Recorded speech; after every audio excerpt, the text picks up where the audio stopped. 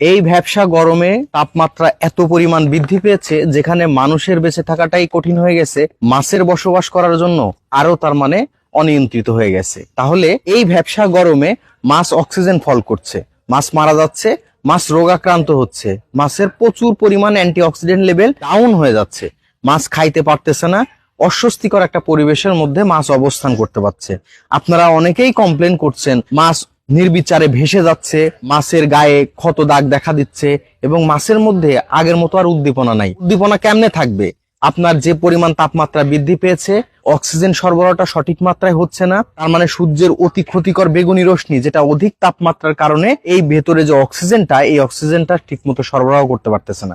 এই গরমের মধ্যে আপনারা এই মাছকে সুস্থ সবল রাখার জন্য কোন ধরনের প্রোডাক্ট ব্যবহার করবেন, এই প্রোডাক্ট নিয়ে আসলাম ধামাকা একটা প্রোডাক্ট। সেটা হচ্ছে অ্যাকুয়া অক্সিমিক্স, যেটাকে বলে হচ্ছে অক্সিজেন ট্যাবলেট। এটা হচ্ছে সোডিয়াম পারকার্বনেট 90%, তার মানে এটা হচ্ছে অক্সিজেন একটা ট্যাবলেট যেটা মাছের অক্সিজেন সরবরাহ করে থাকবে, মাছের অ্যান্টিঅক্সিডেন্ট লেভেল বৃদ্ধি করবে, জলাশয়ে দ্রুত অক্সিজেন সরবরাহ করবে এবং ফাইটোপ্লাঙ্কটন এর বৃদ্ধি নিয়ন্ত্রণ করে থাকবে, মাছকে পরজীবী থেকে আক্রান্ত দূরীভূত করবে, জলাশয়ে ক্লোরিনের পরিমাণ হ্রাস করে এবং অক্সিজেনের অভাবজনিত কারণে চিংড়ি এবং মাছের মৃত্যু হার কমাতে সহযোগিতা করবে। তাহলে কি আপনার মাছটা